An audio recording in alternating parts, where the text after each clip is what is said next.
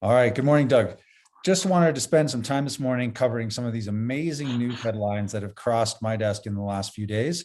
These are all things that we've been talking about and frankly have been predicting, but when you see them come into action, it's still kind of shocking. So let me just run through them and just get you the opportunity to respond to each of them.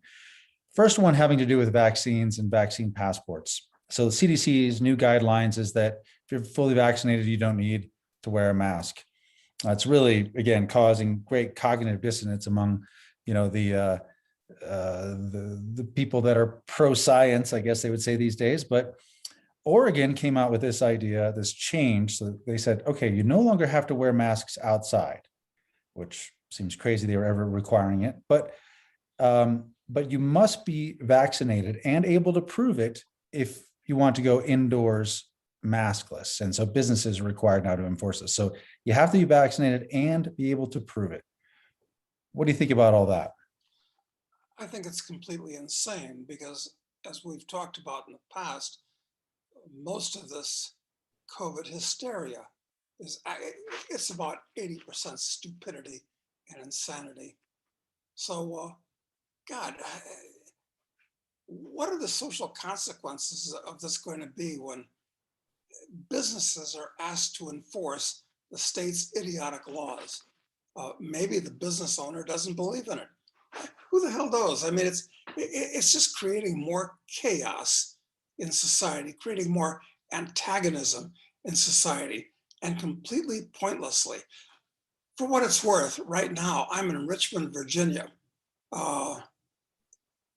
I've just passed through it briefly many, many years ago, and staying at a place called the Jefferson Hotel, which is kind of one of these grand dame hotels built during the Belle Epoque in like 1890, where everything was, real marble and real wood and, 20 and 50-foot ceilings and stuff like that. This is a marvelous hotel owned by I'm off on a different subject here, but I had to mention this This is because good. it's such a marvelous place before we get back to this. And I will tie it back to the COVID thing.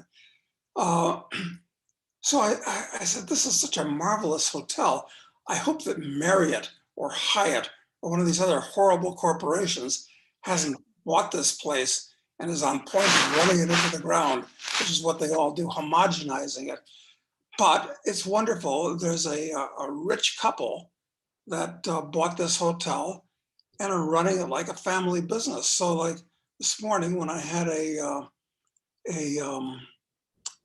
oh God, what do you call the eggs hollandaise, Oh, oh, Jesus. Uh, the English bun and yeah, poached eggs? I can't remember. It would come to me, but yeah, I know what you mean. Crazy, I just had one, but it was fantastic. I mean, the food last night, the crab cake was homemade, not shipped in from Kansas, which most of the food in the country is.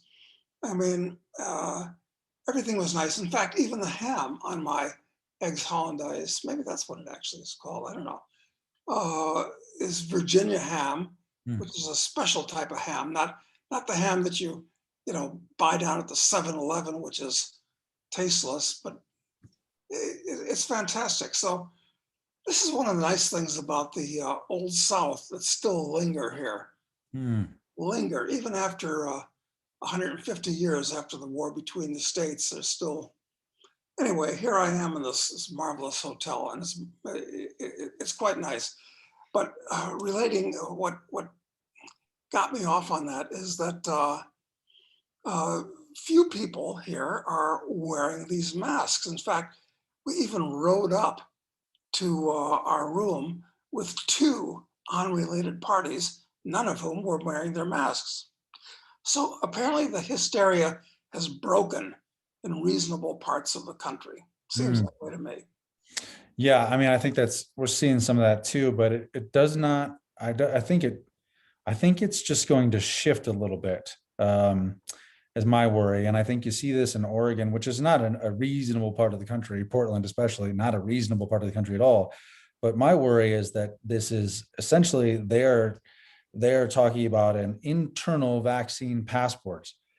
something not to travel across state borders or national borders, but something just to get access to normal life. You have to have verification that you've been vaccinated. And so my worry is that effort expands. We've seen that in Israel. We've seen it in other places. Hopefully. Well, and of course the Soviets had those. I mean, you had to, your papers had to be in order if you were going to be allowed to live within Moscow or Leningrad or a major city. Otherwise, you're out in the middle of the taiga, in the middle of nowhere. So, maybe it's the same type of thing. Certainly will lead to the same type of thing, it seems. So the second headline is Janet Yellen announced an effort to set a global minimum tax rate of 15%. Now, we've been talking about tax harmonization. That's certainly a favorite concept of Klaus Schwab in the Global Economic Forum is this tax harmonization. And shortly after she announced it, France said, "Oh, that seems like that's a good compromise." So it seems like there's a number of countries lined up already to roll out this global tax harmonization strategy. What do you think? I think it's a nightmare. And of course, you'd expect France to be among the first supporters of it. I mean, ever since Louis XIV, it's been the most dirigiste of European countries. But that's really cute. A 15% minimum worldwide. So it means even if you live in a quiet, backward little place like St. Lucia or Vanuatu or whatever, they're going to look for your local government to take 15% to fill the pockets of local politicians. And of course, a lot of it will be shipped up to New York or Brussels to the UN or God knows what. So these people are so bold. I mean, they're feeling their oats. They're getting entirely out of control. And I'm afraid that the average whipped dog is just going to roll over on his back and wet himself. He's not going to resist it. So I think people can't see what's coming though, Doug. I think it goes back to our conversation yesterday when we were talking about, like it being in Poland as the Nazis are lining up on the border. You just can't see the tidal wave coming. And maybe it's because there's a whole bunch of different things happening at one time. It's hard to even know what to focus on. But when you add them all up, yeah, it doesn't end well.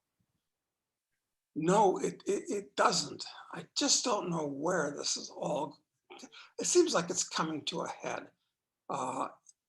when there are more and more rules and regulations and taxes creating more and more distortions, like we were talking about yesterday, in a highly complex society.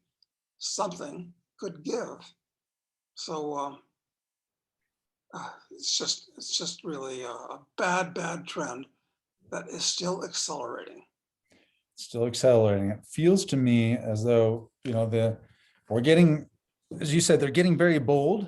They're getting very bold at this point. And one of the things that you have been talking about for years and years, really as soon as Bitcoin kind of entered the popular vernacular, which probably way back in 2014 or so, you came up with the term FedCoin and said, ultimately the central banks will be issuing these digital currencies, and and yesterday the Fed announced, of course, we know that they've been working on this stuff for a while, but they announced that next month they'll issue a report on the issuance of FedCoin, of a central bank digital currency. Not to say it's happening next month, but they're issuing their official report, their study on it next month. So with that comes a whole control mechanism where they can monitor really what people do to a degree that's just totally impossible at this stage. Hey, my dog's barking. Sorry. Alice. All right, so apologize. My dog was barking a little bit, but anyway, it just seems like this drops this control grid that allows the government to do things like really roll out global tax harmonization that would have been very, very difficult to do without central bank digital currencies. Klaus Schwab was absolutely right. You'll own nothing. and you'll be happy. And central bank digital currencies are part of it, because once all of your currency units are in the ether and are reflected on your cell phone, well, you really do own nothing, because they Mm, can close your personal account down at will. mm, And where's your money going? So mm, now this is, God, it's, sometimes I think perhaps I ought to just be oblivious to the news. I'd feel better. It'd be nice if we lived in a real world where all you have to worry about were your personal relationships, your personal finances, your personal health. mhm. I mean, it would make life much more real and much more pleasant, as opposed to having to worry about what these fools who have somehow gotten control of the world are going to be doing to you and ordering your life. It's true. I mean, I certainly think still 90% of our time should be spent on the things that you mentioned, the things that do affect us directly, our personal relationships or health and things like that. And I know that sometimes people give us some crap for talking about all the negative stuff, but at the same time, like we talked about earlier, when we were at that conference in Mexico, people who are pretty awake, pretty on the ball, successful people, that they were just oblivious to, I think, some of the dangers that are coming. And I do hope that us by talking about it at least does make people more aware, so they can prepare a little bit, so that they can then spend most of their time focusing on again the things that actually matter, because they sort of gotten out of they found some higher ground to avoid the tsunami that's coming. You know, we don't want to depress people, but we do want to alert people. That's, I mean, when you announce, when you talk about a coming tsunami because the water has withdrawn from the beach, yes, that depresses people because they know the chances are high they're going to die.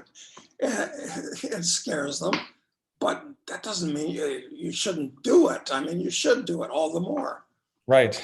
Yeah, we're here for, well, hoping to give people some perspective on stuff and some information that they might not, some connections in the news that they might not, that are not obvious necessarily without the historical, um, points of reference that you have. Because, the fact is, at least my generation or younger are deep victims of public education here. And, they don't teach us shit, I got to say. So it's hard to recognize some of these trends without that historical context. Well, and talking about education, uh, you know, I haven't actually done a study to see who past chairman of the Federal Reserve actually were, what kind of people they were, what they believed, and so forth. But let's start with Greenspan.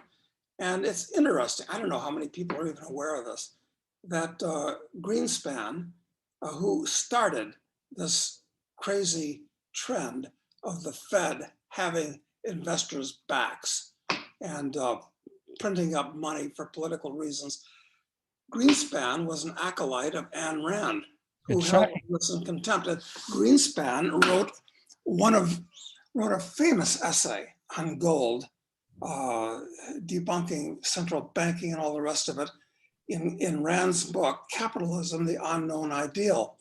And so it started. So here you have a person that understood the intellectual foundations of gold and central banking perfectly, absolutely perfectly, and disapproved of it morally. And still, he was co-opted into the deep state. Maybe he wanted to be famous. Maybe he wanted to be accepted by the reptiles that live in Washington. And I don't know. But the most unlikely of all people started this horrible trend. And then after Greenspan, let me see if we can remember who these people were. Was Bernanke next? Mackie. Yep. And who came next? Well, I thought it was just Yellen right after that. Yellen after that, right? It was perfectly horrible. I didn't think that she would rise from, I thought she, sunk without a trace. And now she's come back stronger than ever as The Treasury Secretary. Treasury Secretary. and now Powell, who's a nothing, nobody bureaucrat. And this is horrible. This is completely out of control. But Yellen, uh, and I've said before, she she'd be well suited for running a Jewish delicatessen as, the grandmother and back. But God, it's there's just no hope, frankly. It really is crazy. And when these guys roll out the central bank digital currencies, um, I really believe that they know the answers to the problems that we face. Like, I believe that they think that they can manage the economy, that if they had the right tool set, that they could make everything all right. And I think that right now I think from their perspective, they look at the tool set that they have, where they have to print money and push it through the likes of JP Morgan. It's very inefficient. And instead, and also relying on Congress to pass, laws. It's just complicated. They can't get the money in the right places as easily. But with the central bank digital currency, where they can literally down to the individual using, artificial intelligence, machine learning, and just basic behavioral economics on an individual level, they can really drive the kinds of economic solutions they think would work. And I don't think it'll work at all. I think it's terrifying, but I think that they sincerely believe it'll be a better solution, better than what they have today. I agree. Take immediate and direct control. And since everybody has a cell phone where they can access their Fed account, but what about people that don't have cell phones? What happens if you lose your cell phone and can't afford to buy a new one? Of course, that's not much of an excuse, because I guess you can get a smartphone for $100 now, one way or another. But oh well. Well, ultimately, we end up with the chip, Doug. All you need is a little chip. All you need is a chip. You can't lose that, right? Which is definitely a double-edged sword. It is a double-edged sword, and it's very concerning. And I don't see how that isn't the obvious solution at some point. What do we do? What do we do about it, Matt? I mean, we can see it coming, but what do we do about it? Well, I think a couple things that are interesting about it. One is that in order to really encourage the adoption of a central bank digital currency, it seems to me that it has to be presented as an answer, a solution to a problem, which means we probably are going to face some greater financial and economic turmoil in advance of that. So I think because it has to be for people to widely adopt it, it has to be a relief. It has to be of obvious benefit. And I think that, if you see the dollar really start to blow up, maybe the Fed isn't so stupid, and maybe maybe it isn't that they can't see that there isn't inflation. Maybe it isn't that they're just so academic and, rely on the statistics, certain statistics only to know that. Maybe they know. And maybe that part of it is, of course, I'm conspiracy minded and I know you're not, but maybe that they know what they're doing, and that in order to save the financial system, they have to first destroy the monetary system. And then you destroy the monetary system by people losing faith in the currency. And then you can have sort of a good solution that is these central bank digital currencies. So I think no, that's a good point. It's like in Vietnam. We have to destroy the village in order to save it. Exactly. Yeah, exactly. So it's possible that that's it. And in which case, I think it just builds, it's another data point as to why you should really be hedging your bets from a risk standpoint about the markets and about the current currencies and everything else, because I really think that turmoil is coming, whether it's, incited by the Fed or if it's just accidental. But it seems like that's certainly coming.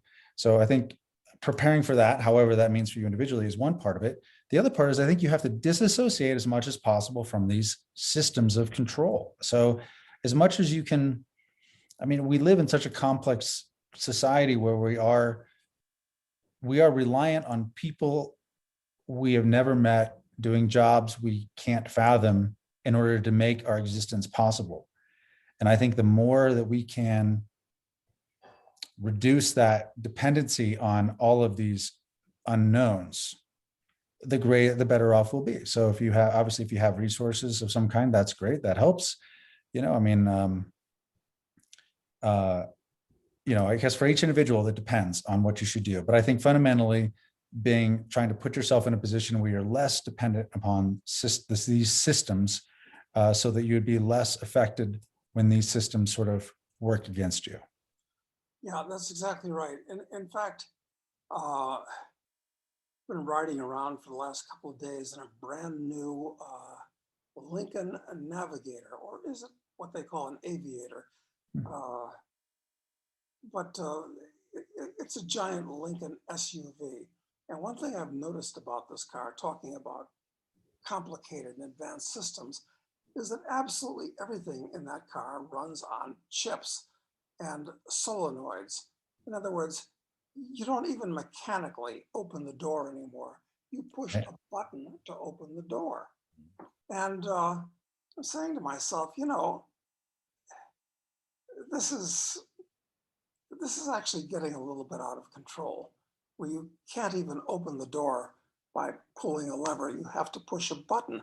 But wait a minute, what if this chip goes bad, or can't I get out my door? I can't crawl out the window, because of course it's an electric window, which I don't mind, but I'm thinking about the next car I buy. Perhaps I will retro rock to the 1960s and get a car which doesn't have all this stuff, but was perfectly satisfactory and fun to drive. Yes, I think I told you I got a 1964 Dodge Power Wagon pickup truck. I think I might have mentioned that I bought one of those just because I wanted something there wasn't anything in it that was electronic.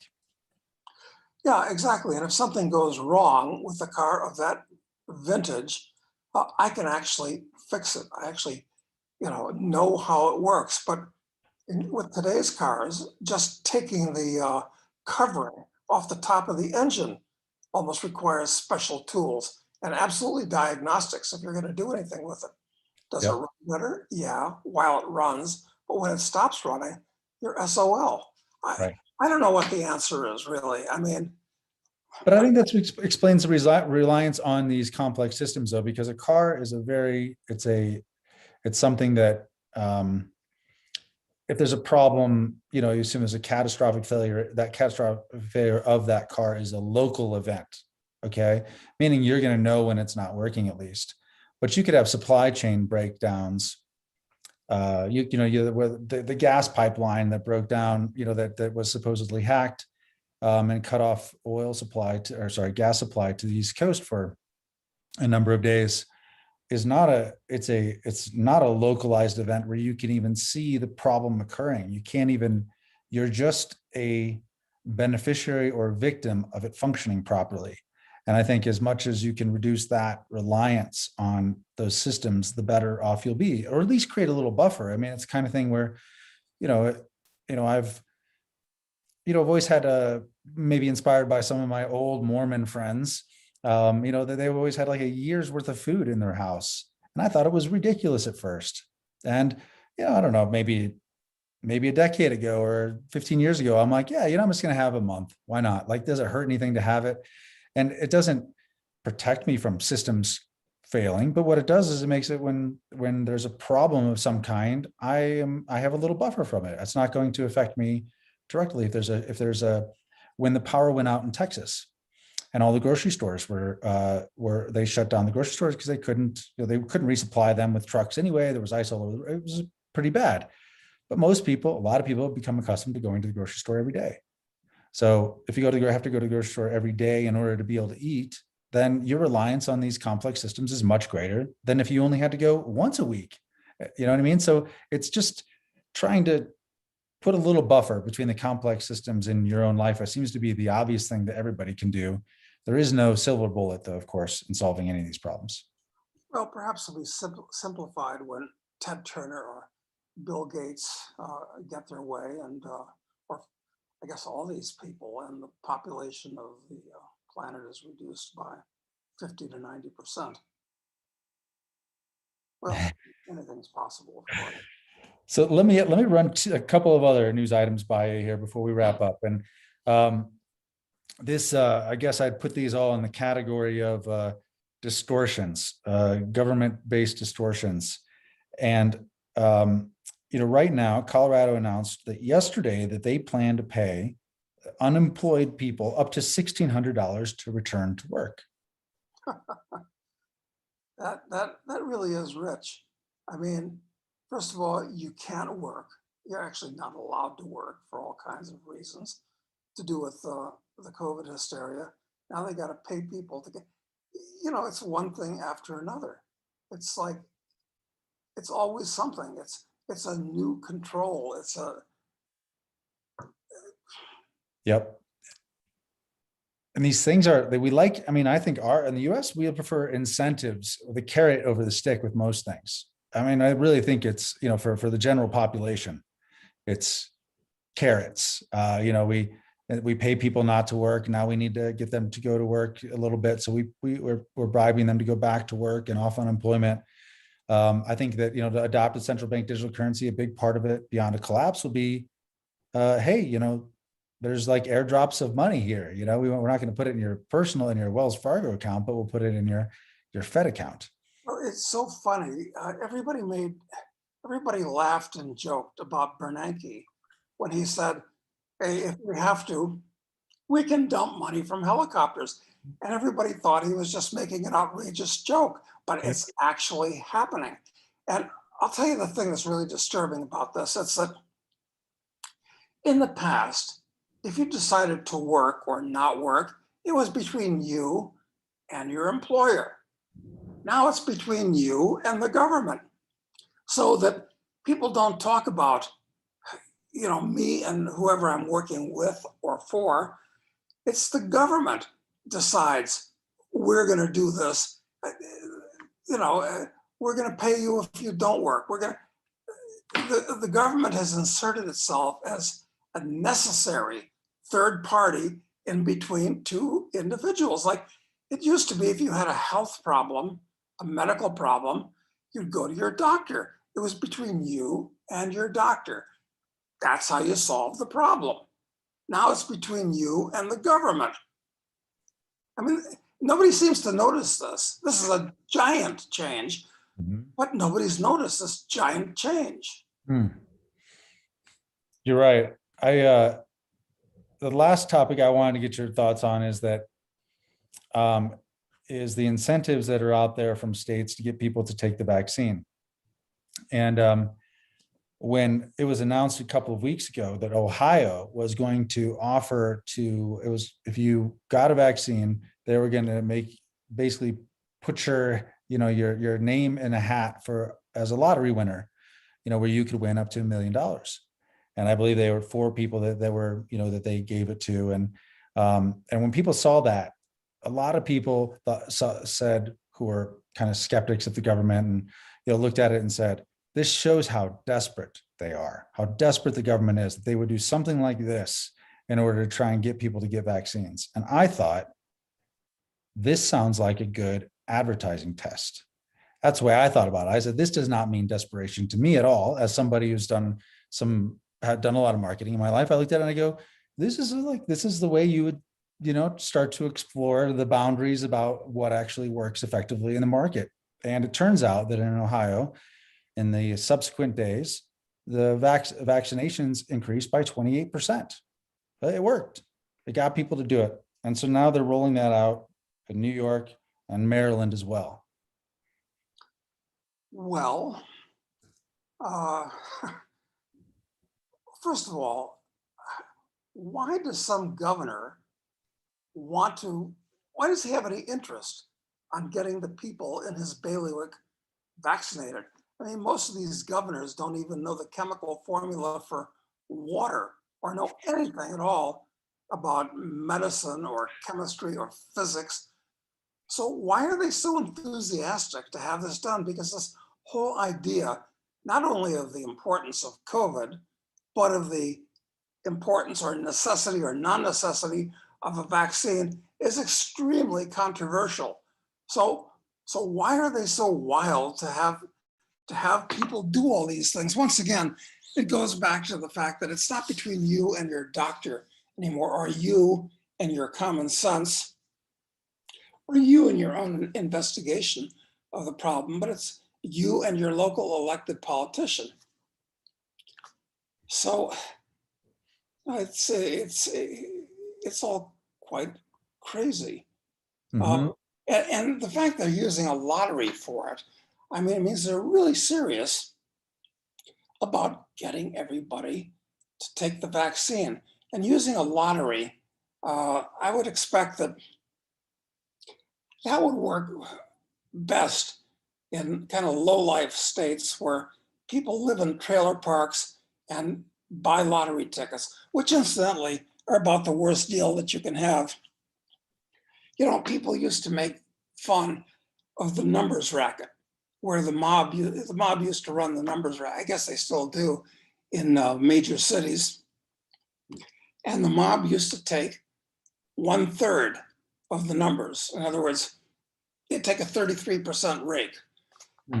But if you want to gamble, you should use the mob's number racket over the government's lottery. Why do I say that? Because the payout on the mob's number racket is much better than a government lottery. Government lotteries typically only pay out like 50 cents on the dollar. The mob pays out like 65 cents on the dollar, point number one. Point number two, if you hit the number with the mob, it's tax-free income. If you hit the number in the government's lottery, you're going to pay another 30 or 40 or 50% in income taxes. So it's really stupid.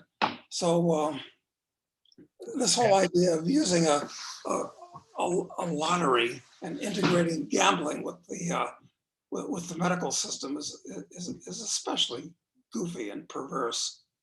It's really weird. I'm trying to think if has there ever been any government initiative that used incentives like this? And I do think the lottery one, like you said, is like, it's well known that, it's just this dumb financial move to ever play the lottery. It seems like that's well known. And so it's less sophisticated people who do it. I mean, it's not, it's not generally the highly educated or the financially independent who are playing the lottery. I mean, so it's like they're going after using a set of incentives to go after a certain subset of the population they feel like they're missing somehow. But has there ever been anything the U.S. has done where we have provided incentives like this to, just to prod people into some sort of socially useful behavior? Well, to start with, the government shouldn't be in a position to provide incentives or disincentives for anything. Purpose of a government is to protect you from coercion and violence within the society. It has nothing to do with providing incentives to do something.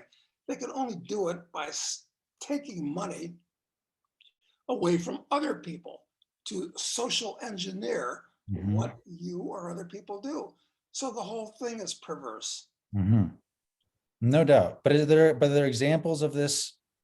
Have you ever seen anything like this before? Anything like this at all? Where they're inducing you to do something by giving you something. Well, that's a good question. Can you think of anything?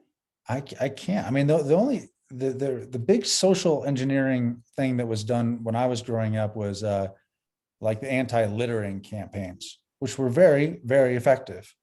Because I remember as a kid, people would litter all the time. I remember driving down the highway and, my dad just dumped all our garbage off the dashboard out of the window. Like, that's just how you got rid of the garbage, and like now I'm literally physically incapable of littering. I can't do it because I have been conditioned, socially engineered, if you will, to like that it's a bad thing. And I mean, really, I can't do it.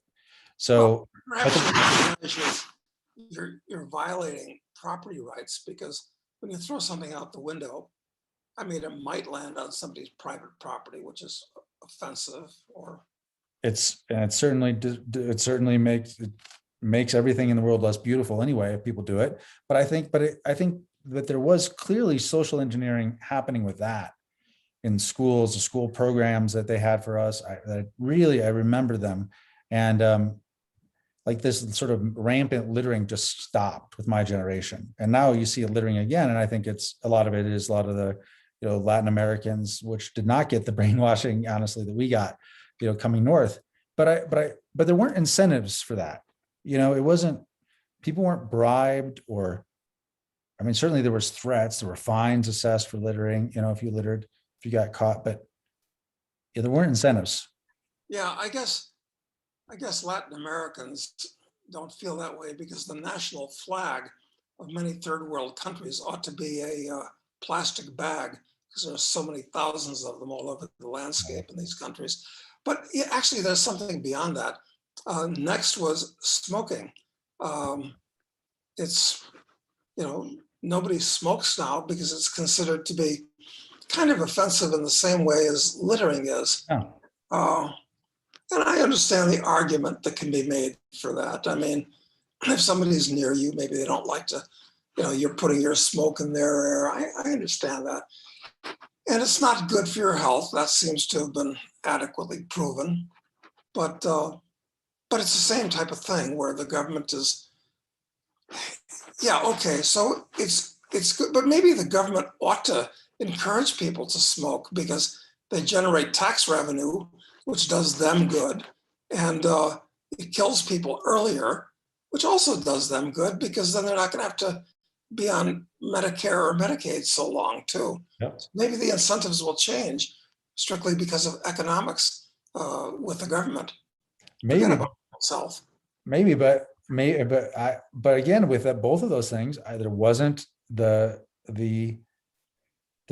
financial incentive. They weren't throwing, it definitely didn't seem like, maybe the behavioral economics had not really been well adopted or understood yet, but they're really using a lot of great marketing, which great marketing leverages behavioral economics in order to engineer this social change, or this what they consider as socially beneficial in some way. And I just haven't seen anything like it before. I just think they've gotten a lot more sophisticated in their approach, and using these incentives works. Yeah, it has. I mean, I'm thinking of other kind of national marketing campaigns, not necessarily with an incentive, but after 911, see something, say something became a big thing. Mhm. Uh, and nobody seemed to relate that to being a rat or a snitch, which is really what that's all about. That's another example of that.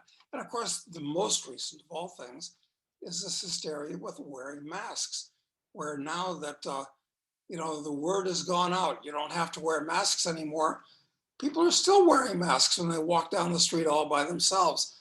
So they're easily influenced. But the point you made is offering a financial incentive, a lottery, to get people to do something they wouldn't ordinarily do.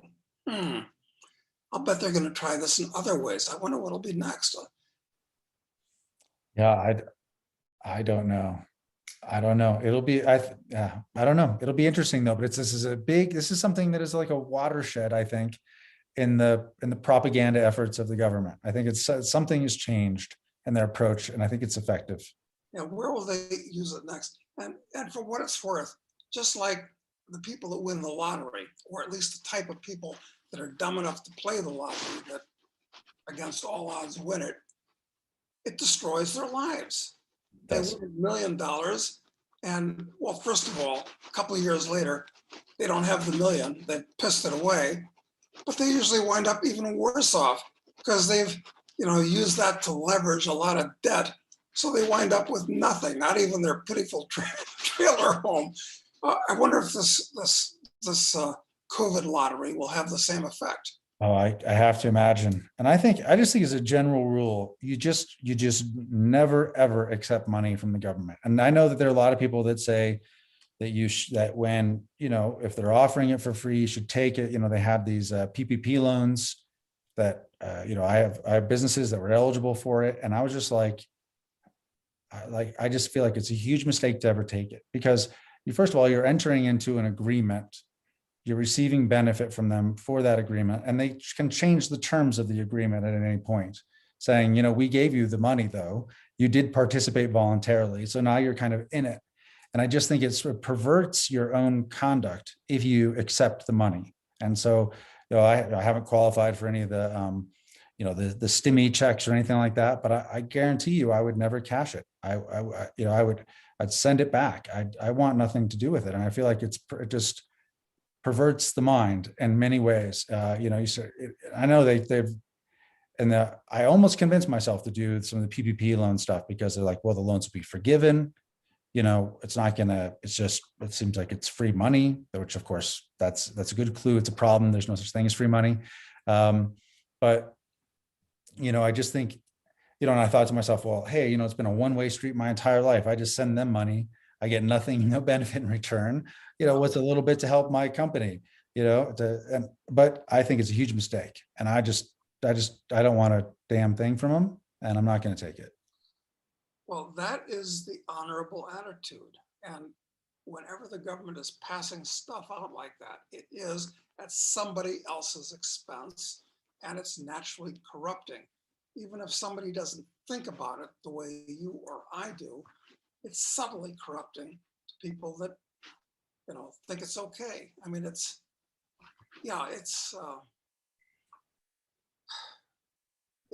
question is, look, the enemy out here is the state. The state is everybody's enemy, directly or indirectly, even if you appear to be a beneficiary for it. I think if what we're doing here has any real object or purpose, from my point of view, it would be to get people to think about the fact that the state, the government, is not their friend. It's actually their enemy. And people never think of it in those terms. They don't. And I think it's because they don't read history. Like you read the Gulag Archipelago, about what happened in Russia and later the Soviet Union. Read a little bit about what happened with Mao and the Cultural Revolution. And you see the state as a problem. And also, you got to get over this whole idea, well, the government's really only our enemy if the blue team is in charge. If the red team is in charge, we're fine. I think that it's totally irrelevant. Like whoever's in charge, they're still the enemy. I mean, they still look at you as you're a serf. You're like I said, a milk cow or or a beef cow, but you're a cow in their eye. Yeah, that's exactly right. So that's the basic principle. That if people start thinking about that way, it'll alter their whole way of looking at the world at large. I'm not saying it's necessarily going to make them happier. Sometimes it's better to be fat, dumb, and happy. But, yeah, right all the way through the feedlot, right up to the last moment where you get the bolt gun in the head. that's right. Well, on that happy note, I think we'll leave it there and wrap up for the weekend, Doug. But thank you very much. We'll talk to you soon. Talk to you then.